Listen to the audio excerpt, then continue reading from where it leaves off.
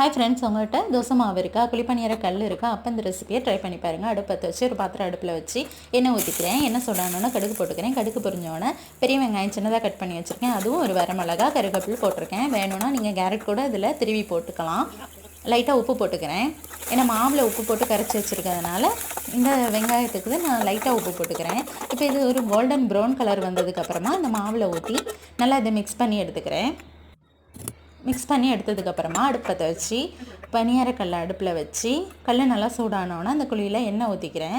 அதுக்கப்புறம் ஒரு சின்ன கரண்டி வச்சு மாவள்ளி அந்த குழி பணியாரக்கல்லில் நான் ஊற்றிக்கிறேன்.